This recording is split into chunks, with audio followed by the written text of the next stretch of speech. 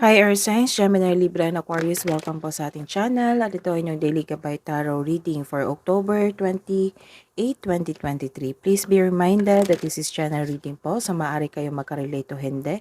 Just take what resonates. Gamitin ang reading na ito bilang gabay lamang. Balik po kayo dito bukas para sa ating Daily Gabay Tarot reading. Please like, subscribe, and click bell button for notification para po updated kayo sa Daily Tarot reading natin. Para po sa gustong magpa-reading, maaari nyo pong makuha ang link.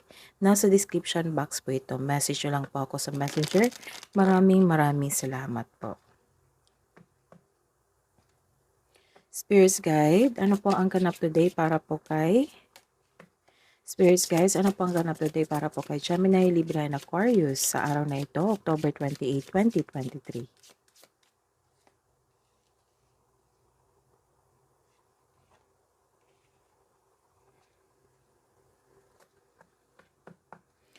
Sa araw na ito, mai-influence kayo ng sa araw na ito, may isang babae na malaki ang kanyang influence sa araw na ito. Oo. Privileged lady. And may darating na unexpected income na makakatulong sa inyong araw na ito. It might be galing ito sa isang babae.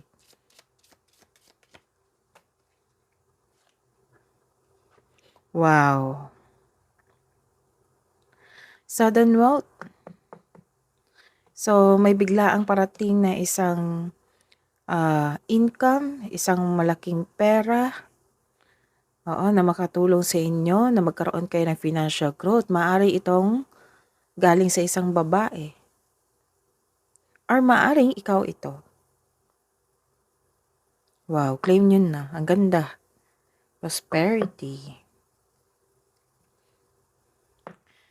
Spirit guys, ano po ang message nyo po para kay Gemini, Libra, and Aquarius sa araw na ito, October 28, 2023?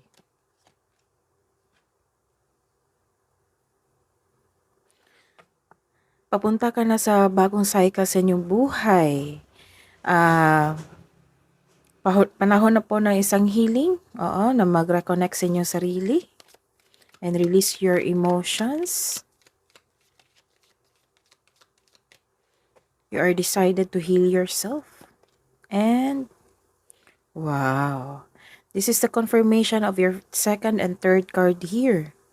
Your light is shining brightly. So, meaning niyan is nasa tamang daan ka po patungo sa tagumpay. Patungo sa iyong tagumpay.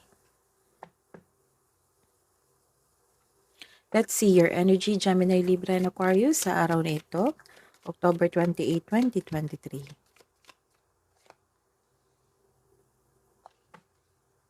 Clarification po.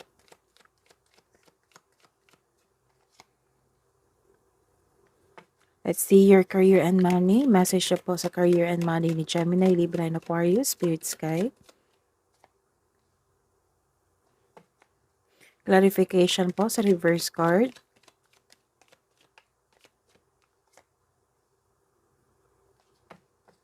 Let's see your love and romance, self-love, partnership, and romance. Gemini, Libra, and Aquarius, Space Guides. Para po sa araw na ito. Clarification po sa reverse card.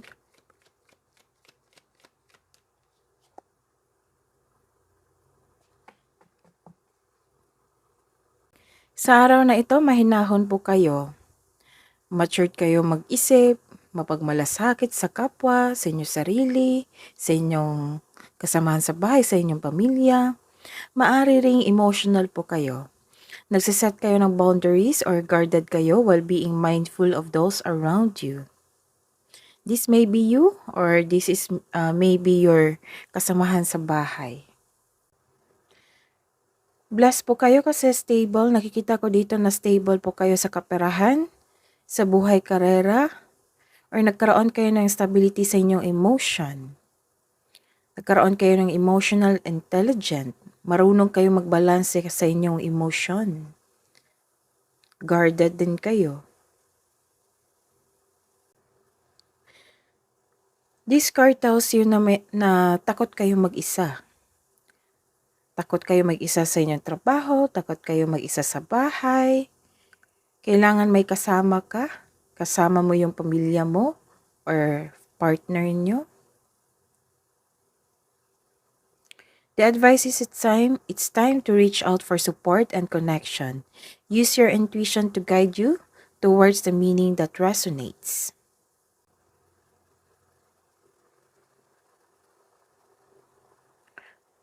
Some of you, disappointed ngayon. Disappointed kayo ngayon sa inyong kaperahan, sa inyong buhay karera. You felt defeated. You felt disappointed kasi nagkaroon ng delay sa inyong inaantay. Delay sa inyong plano, delay sa isang tao, delay sa isang kaperahan, o delay sa isang bagay. Oo, sa isang sitwasyon na inaantay mo. Nagkaroon dito ng hesitation para gawin o gawa ng aksyon ng iyong plano o proyekto. Marahil naghahanap ka ng timing o nabigo ka na noon. Kaya nagkaroon ng hesitation dito. Ilan sa inyo umalis sa comfort zone. This card asks you to be confident at magkaroon ng pasensya. Build a solid plan na magkaroon ka ng confidence at alamin mo kung ano ang pumipigil sa iyo. Take risk. We need to move out from our comfort zone. Success starts with every challenge, not from the comfort zone. Dahil sa nagkaroon kayo ng hesitation, na wala kayong nagkaroon kayo ng lack of confidence. Oo. Nagkaroon ng tension dito. Either nag-overspend kayo. This card asks you to save money, control on overspending. Parang nabasa ko ito sa inyo kahapon. So, check nyo yung October 27 nyo na reading. Na the universe tells you na do not overspend, control your money. Ingatan ang inyong kaperahan. Kung hindi ito nangyari, kailangan kontrolin nyo yung ipon nyo, ang inyong kaperahan. Some of you nag-struggle dito sa pagbabalanse sa inyong oras, sa inyong sarili, o sa inyong kaperahan. This card is a sign of disconnection from your intuition. Nagkaroon kayo ng disconnection sa inyong partner, sa inyong sarili. Some of you nagkaroon ng overthinking and overanalyzing the situation. Instead na magkaroon kayo ng tiwala sa inyong sarili, nagre-rely kayo sa guidance o opinion ng iba.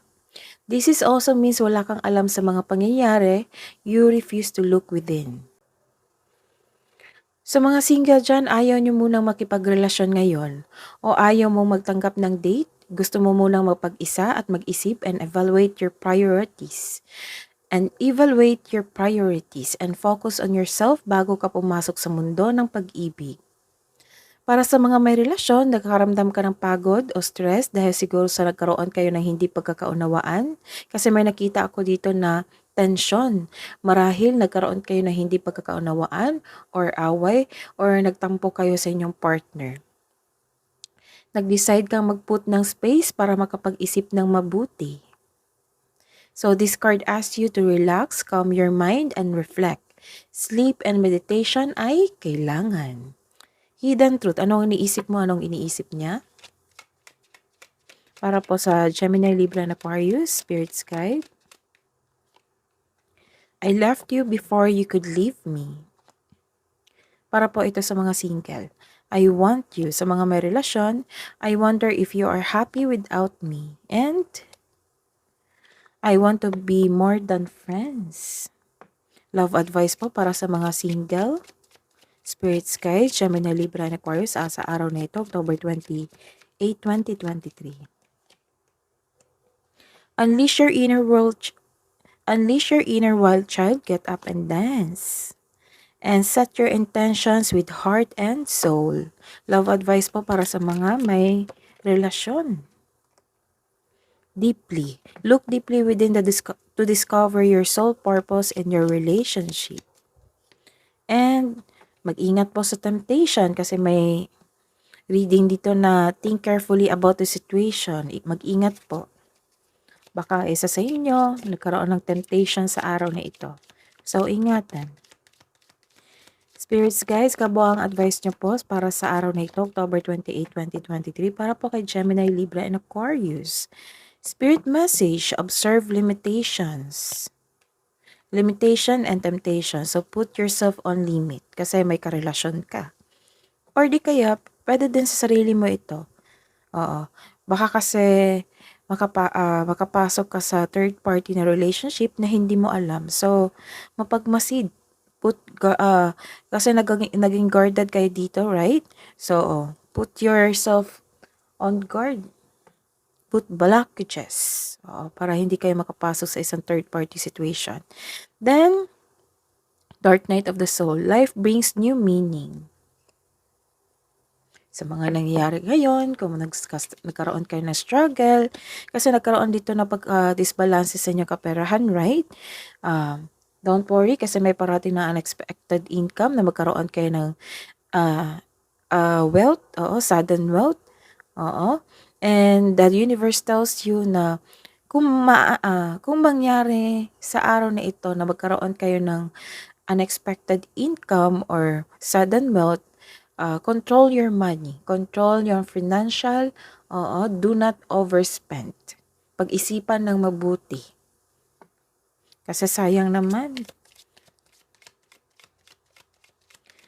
Spirits guides, angels, archangels, guardian angels, spirits guides, advice. Message from Archangel Uriel. Pay attention to thoughts and ideas that come to you as they are answered prayers. Baka may naisip kayo sa araw na ito or sa next day na isang idea para ma-enhance yung income mo, yung financial mo. So, why not try mo yun? Baka naka-line up ito sa passion mo. Pwede mong pagkakitaan. Ma-increase mo yung income mo. And message from Archangel Chamuel. Wow. Peace comes from remembering the only love is real. That is your reading today, Gemini, Libra, and Aquarius. Please like, subscribe, and click bell button for notification para po updated kayo sa daily tarot reading natin. Maraming salamat po.